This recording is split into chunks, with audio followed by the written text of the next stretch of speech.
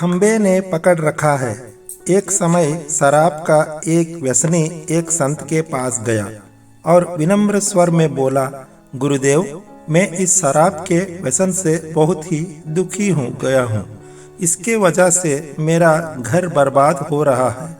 मेरे बच्चे भूखे मर रहे हैं, किंतु मैं शराब के बगैर नहीं रह पाता। मेरे घर की शांति नष्ट हो गई है। कृपया आप मुझे कोई सरल उपाय बताएं, जिससे मैं अपने घर की शांति फिर से पा सकूं। गुरुदेव ने कहा, जब इस व्यसन से तुमको इतना नुकसान होता है तो तुम इसे छोड़ क्यों नहीं देते?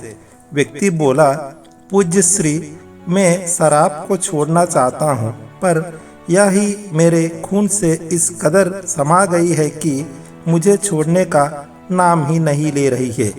गुरुदेव ने हंसकर कहा, कल तुम फिर आना, मैं तुम्हें बता दूंगा कि शराब कैसे छोड़नी है। दूसरे दिन निश्चित समय पर वह व्यक्ति महात्मा के पास गया। उसे देख महात्मा झट से खड़े हुए और एक खंबे को कसकर पकड़ लिया।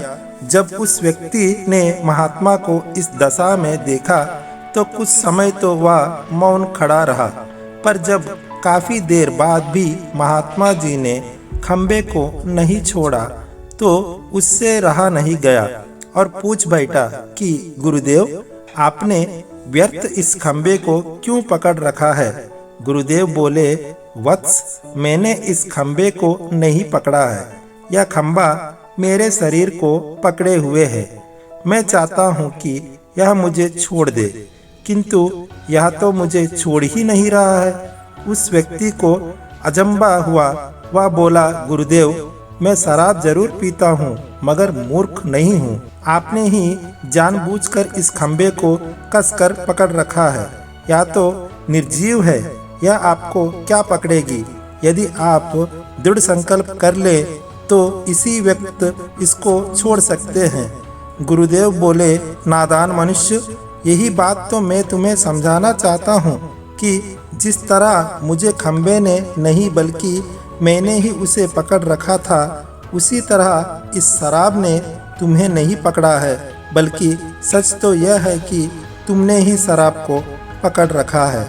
तुम कह रहे थे कि यह शराब मुझे नहीं छोड़ रही है, जबकि सत्य यह है कि तुम अपने मन में यह दृढ़ निश्चय कर लो कि मुझे इस व्यसन का त्याग अभी कर देना है, तो इसी वक्त तुम्हारे शराब पीने की आदत छूट जाएगी। शरीर की हर क्रिया मन के द्वारा नियंत्रित होती है और मन में जैसी इच्छा शक्ति प्रबल होती है, वैसा ही कार्य सफल होता है।